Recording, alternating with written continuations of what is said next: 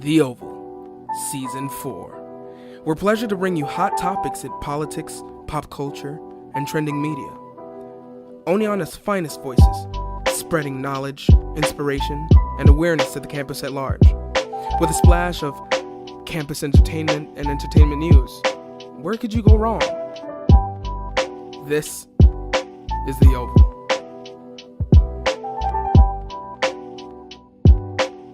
Marlene Ramirez, Terrell Rose, Banu Gar, Sean Miller, Imani Thomas, and our entertainment hosts, Danny B. and Brooke Harris.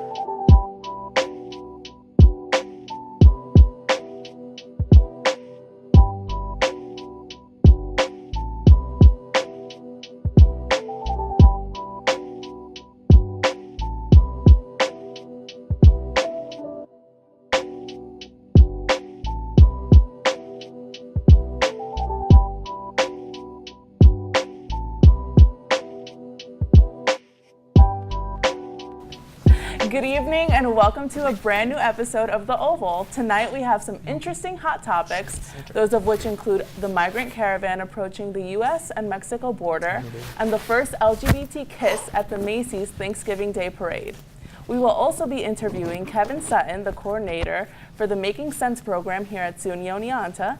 And last but not least, Midnight Cartoons will also be performing, so stay tuned and let's get started. So the Migrant Caravan that is approaching from South America, Central America, all the way up to the U.S. and Mexico border has already, people started filtering to that border already. And there was a video released of the military on our side throwing tear gas at the migrants on the other side and kind of being shooed away, because I think that's kind of the mentality that Donald Trump and his administration have kind of pushed, as in, we won't let anybody in. We're going to keep them on our side until every individual case is heard. So what do you guys think about this? So you mean that what he meant that he's going to keep them on the side of the on Mexico? Like the border is closed off.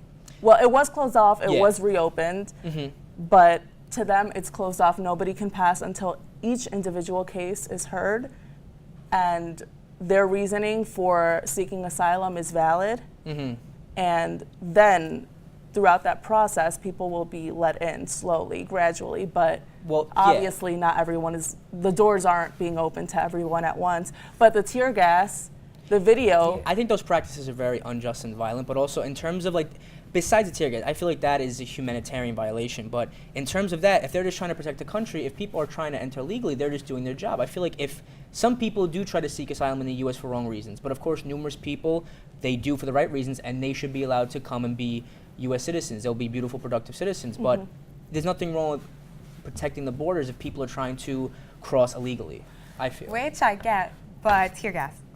I think that's like I said, I think that's it's excessive humanitarian and violation. It's not ethical.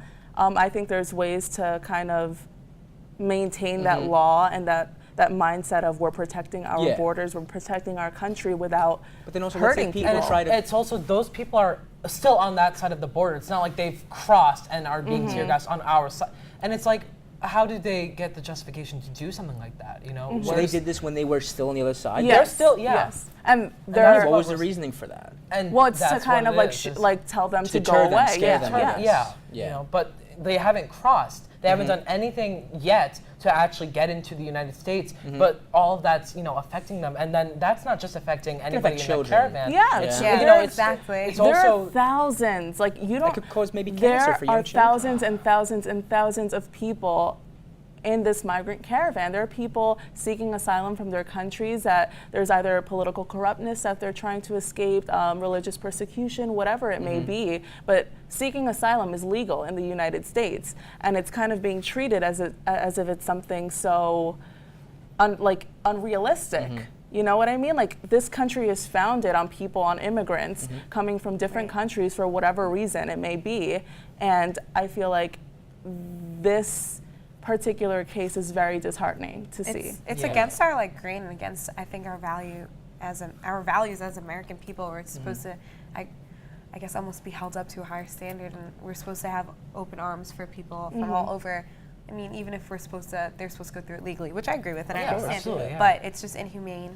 We all know the Trump administration seems to abuse their power in certain situations. They just seem to deal with certain things in an unethical manner. And for instance, we know our boy Donnie, like Terrell says, there was a statement, he made a digital statement on Twitter. For instance, it just shows his weird lack of character. He even wrote, first of all, he discouraged climate change again because it was such a cold Thanksgiving, and he was just shooting claims like, oh, climate change, like, yeah, this isn't real, definitely. And then he also said, like, you know, on this Thanksgiving, I'm grateful for myself. Not even his family or children, but just myself. Did you guys see that? What do you think about that? This is our leader, our leader. I think it's embarrassing. I think it's he's embarrassing a as well. moron. It's kind of unsurprising. That just Isn't it goes sad, to show his character and his judgment.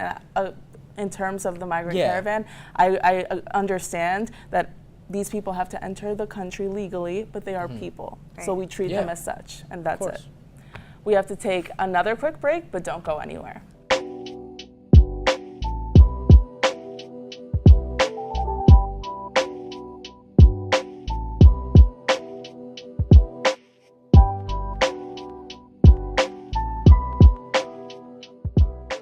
Welcome back. So we're moving on to the first broadcasted LGBT kiss at the Macys Thanksgiving Day Parade.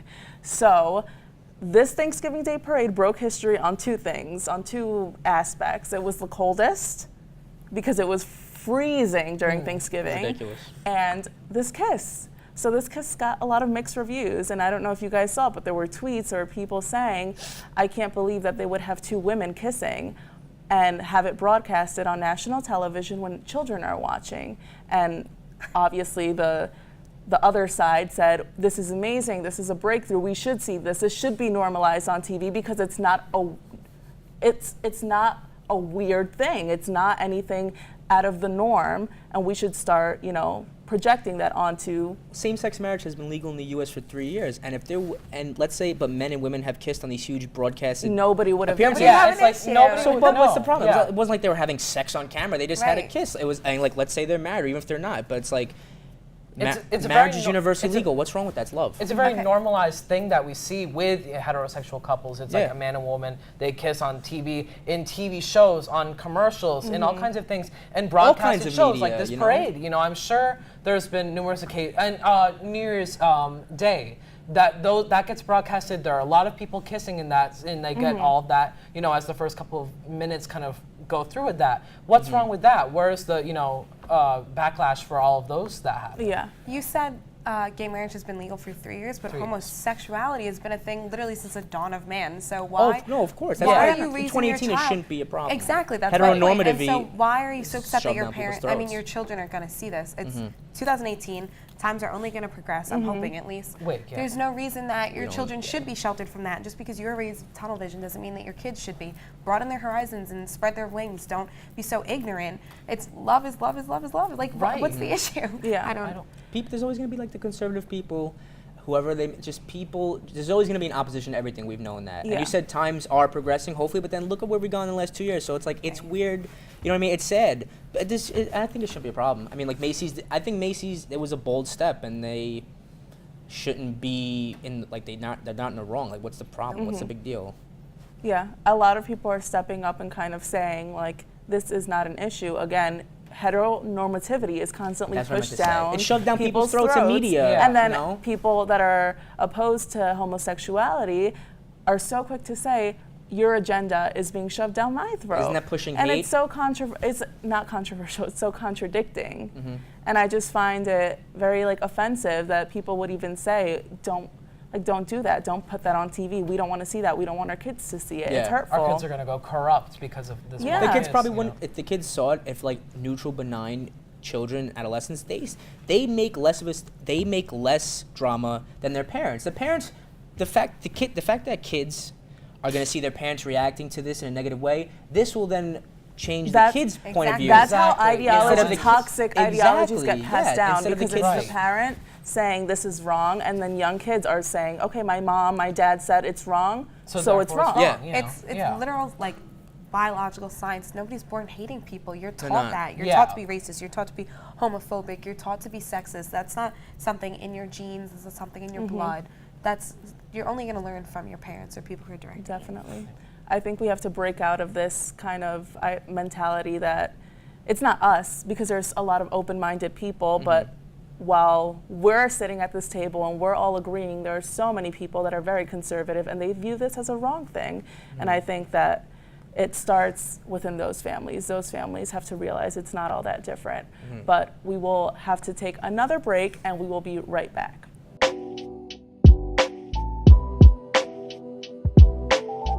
Make sure that I get like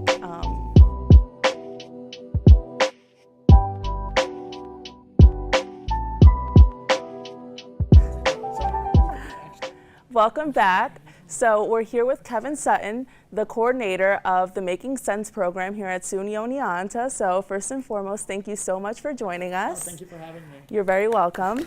Thank you for helping us get to college financially. Yeah, I do what I can. So why don't you tell us a little bit about the Making Sense program and what you do on campus? Sure.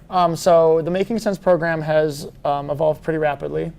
It's paid for through a grant amongst all SUNY schools.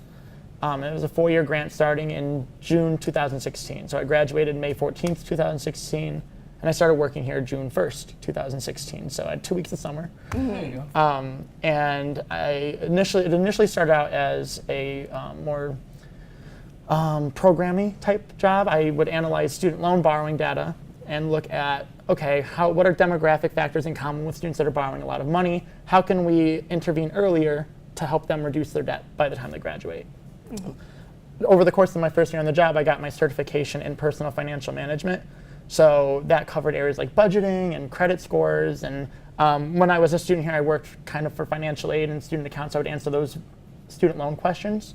So I was like, okay, let's start doing presentations on these different topics, right? Things students want to know about. So the program kind of expanded to, okay, how can we support students financially? We have the financial aid office to help you with your student loans, make sure you're doing everything you can to have your loans pay into the school. But I come in at okay, I'm running out of declining dollars. Or I really have no self-control. I keep and we on. all know how that happens after 2 weeks we for all me. know. Yeah. Okay, well, meet with me. Yeah. So I do this in a couple different ways. I have a campus-wide event, which I'm sure we'll talk about. I do presentations like the residence halls, or sometimes professors will have me come talk to their class. I teach my own class. I'm taking your class next semester. Yeah. No, I'm already in. Oh, there you go. You got I it. definitely What am. class is it? It's financial literacy, and I find it like so important. That's why I was like excited that you were coming on, because a lot of people don't know about the mini, and it's full. Yeah. It's full right now, but it should be credit, 2, expanded. 3? It's a 1 credit mini, so it's offered. Okay. Right now, it's posted as like the 2nd and 3rd mini. Yeah. I got approval recently to teach all 3 minis every year, so 6 times a year. So 3 in the spring, 3 in the fall. Cool. I do the class. I do one-on-one meetings in my office. So if a student's feeling like a really high amount of financial stress, or if they are at the counseling center for financial stress, they get referred to me as well. So I deal with students that are having a little bit extra difficulty, right? So students that might be working on campus and then sending money back home. And then I also do like the Making Sense on the Move cart. I don't know if you've seen it around campus. So it's kind of like the show Cash Cab. Students get in the cart, and they can stay in the golf cart as long as they keep answering my trivia questions correctly. That's actually Yeah, and if they get all 5 right before arriving at wherever they're going on campus, or dining hall, room, wherever, if they get all 5 right before arriving, they get a prize. It's usually like a free tall ice or cold, or ice or hot coffee from Starbucks. Nice. cool. If they get any wrong, I kick them out of the cart. There you go. The rest of the way. So Why don't you it's a tell lot of us a fun. little bit about the program that is coming up? Sure. So next Wednesday, Wednesday, December 5th, from 3:30 to 7 o'clock in the Hunt Union Ballroom. It's called Making Sense of Life After College. Think of like the Game of Life board game. What you do is you pre-register on Campus Connection. So if you haven't already done that, please do that. You let me know what job title you want to have when you graduate or when you finish all your schooling. So if you're going to go to be a lawyer, put lawyer, right? Or if there's a special type of lawyer you want to be, right?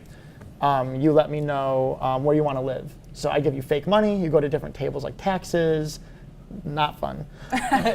You go to like student loan repayment. You figure out how much you've actually borrowed in student loans and what your monthly payment's going to be once you graduate. You go to make choices on like how much you're going to eat out, or how many clothes you're going to buy, or if you want a pet, if you want a rattlesnake. what if you want to have a baby? Like all these different financial choices you can make. And it's really just like a fun way to kind of practice what your life might be like and see, wow, maybe I can't move into that studio apartment by myself after graduating to be a yoga instructor. Those types of scenarios that are more fun to mess up and run out with no money at this event than it is in real life. It's practice. Yeah, it's practice. It's a practice budget, right? So I'd be very happy if every student before they graduated made a budget. Yeah. It's so relevant to us as college students, so I look forward to the event. I will be there. Yeah. Thank you so much for joining us. Awesome. And make sure you go to the Life After College event on December 5th on Wednesday. So thank you so much, and make sure to get ahead on those student loans. We'll be right back after the break.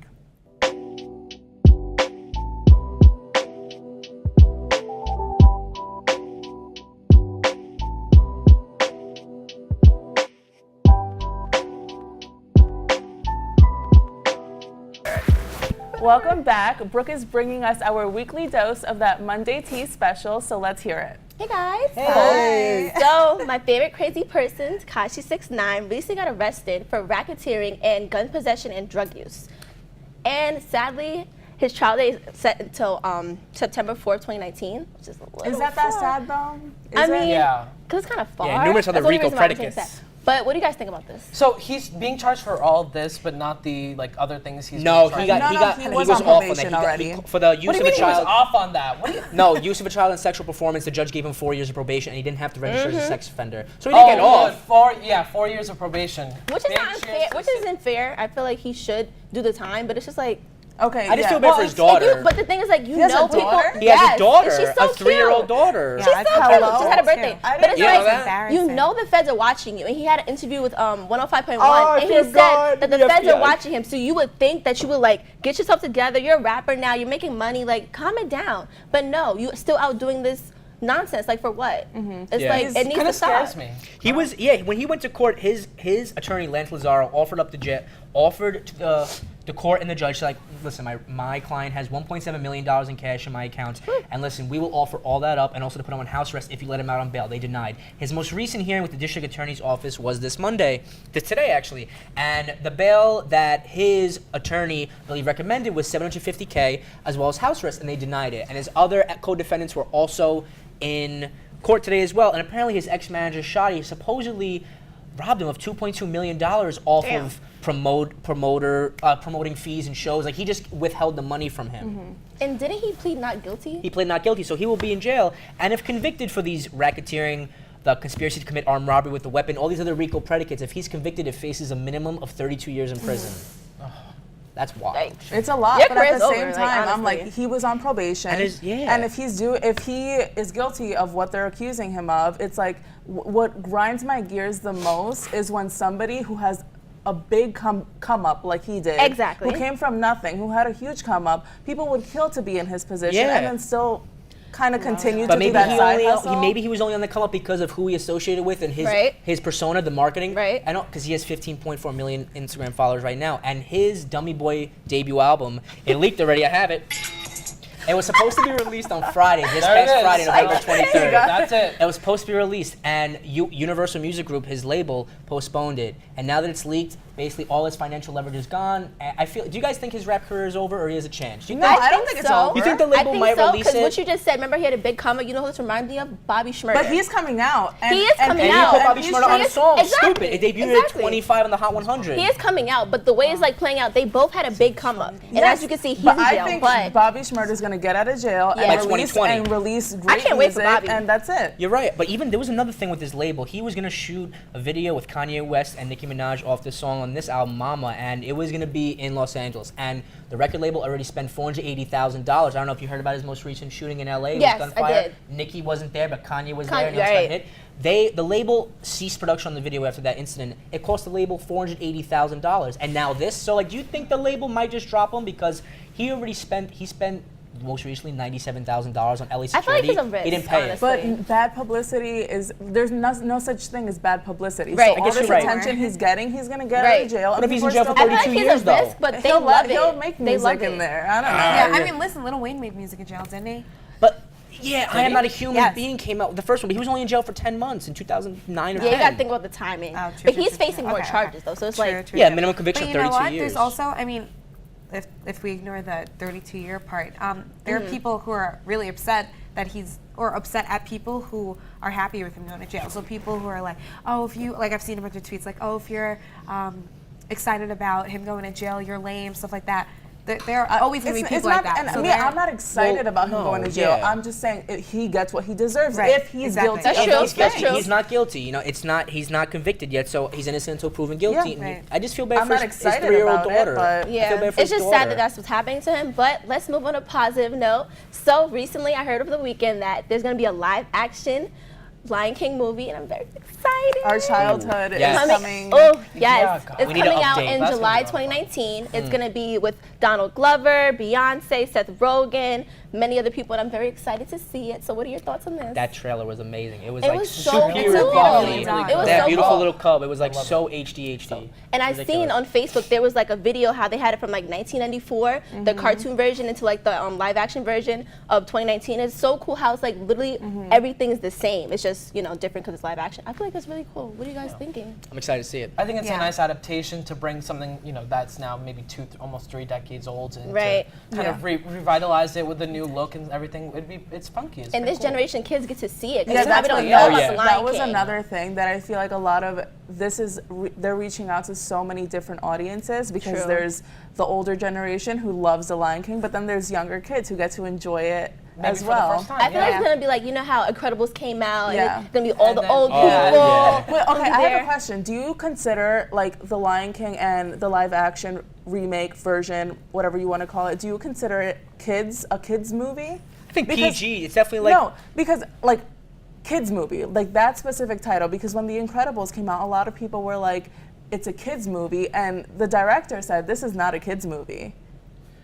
Which is very people interesting. think that animation results in kids, Yeah. but like I think it could. I think it's just a appeal to matter of how it everybody. gets Yeah. marketed True. and who really picks up on it. It's like we said, this adaptation of The Lion King is good for older audiences who know the old one, but also new audiences. So it's kind of a bit of both. I don't imagine. I feel like it's for anyone, solely. honestly. Yeah, definitely for anyone. Definitely millennials gonna go out and see it. Yeah. 32-year-olds I gonna know. go I'm see it. right there If it's- online. If it Excited. mirrors the 1994 version, I feel like it would technically be a kid movie, right? I think they'll still sell would you regardless. consider- Yeah, exactly. But Yeah. the Incredibles, I was like, it seems like a kid movie because it's animated and stuff like that, but there's actually a lot of things raunchy that are themes. not. It's very adult, Yeah, a lot of but I was- parts that weren't Yeah.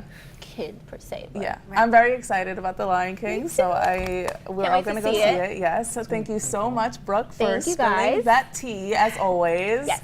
So now what we've all been waiting for, a greatly anticipated performance by Midnight Cartoons. So let's give it up for them.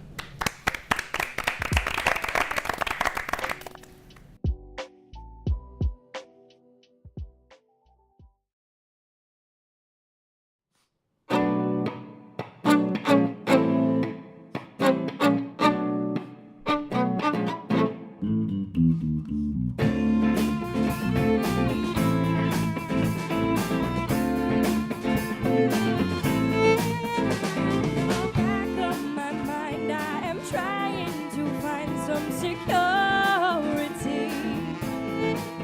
Every time we're alone, drifting faster than slow to your heartbeat. Back on repeat again. I must get on my feet again. I can no longer play pretend. What else could I be doing?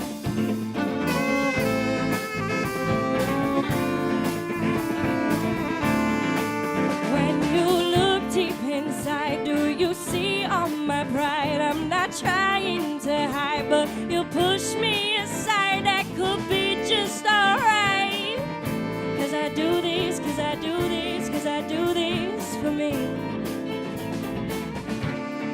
Back on repeat again. I must get on my feet again. I can no longer play pretend. What else could I be doing?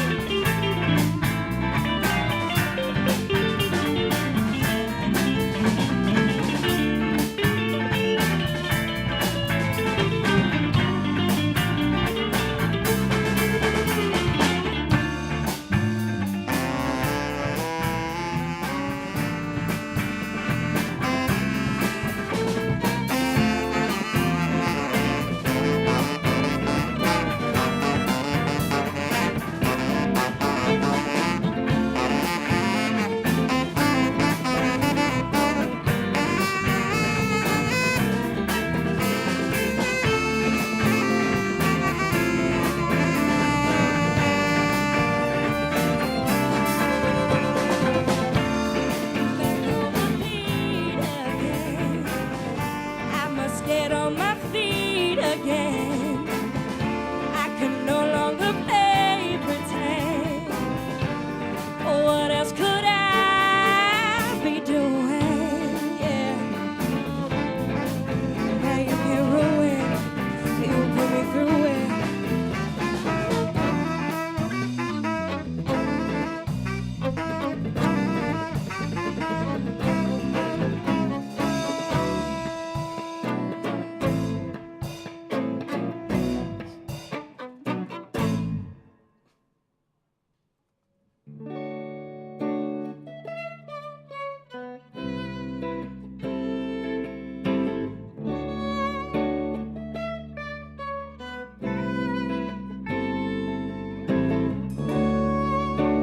What you left just stays in my eyes. Everything else went away.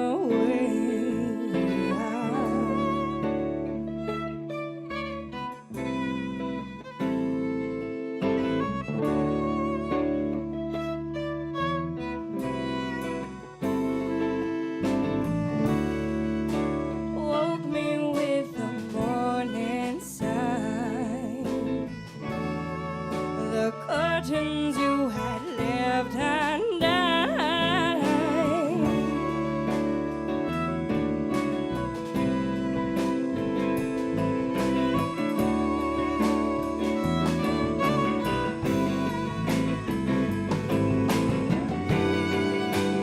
I got a feeling there's something inside.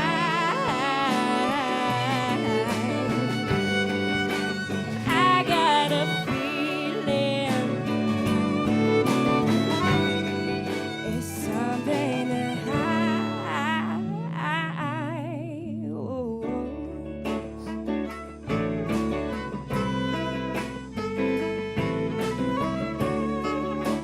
she always warned me you wouldn't go out like a storm.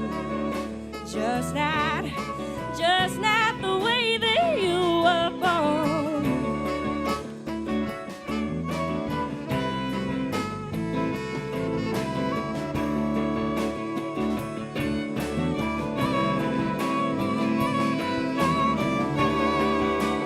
I got a feeling there's something inside.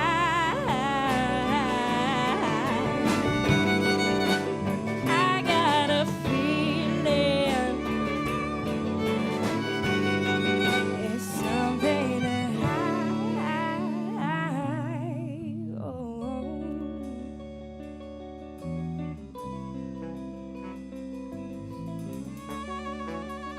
you crept out in complete silence and woke me when you were far too gone. Oh, you were far too gone.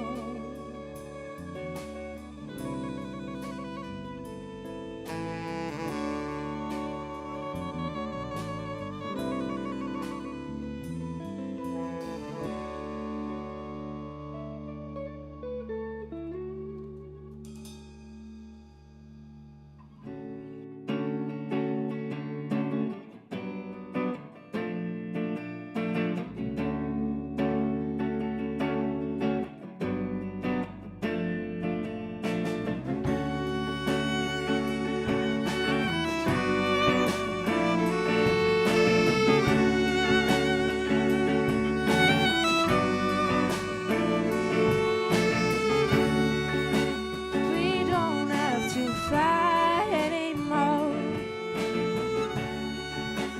What was it all for? Now you got me all lost in it, and I'm staring at your blank face.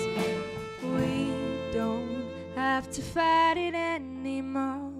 So why don't we just be together? We don't have to rush.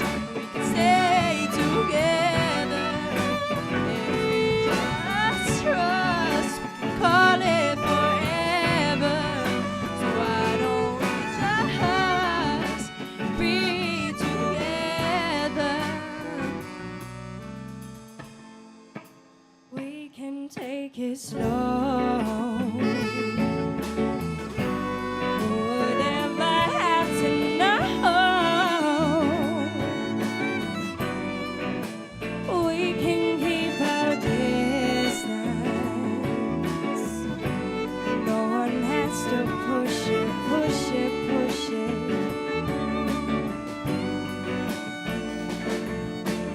Keep it between the two of us. We could stay together. We could be forever. I'm not about that fake love. I'm about that real love. Give it to me, baby. What I'm on about. Love, love, love.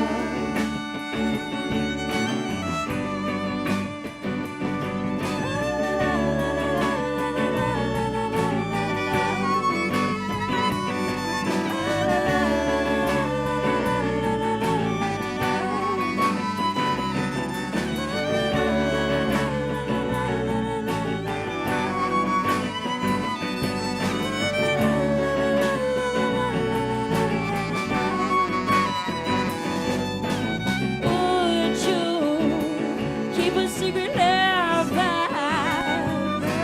Would you keep a secret lover?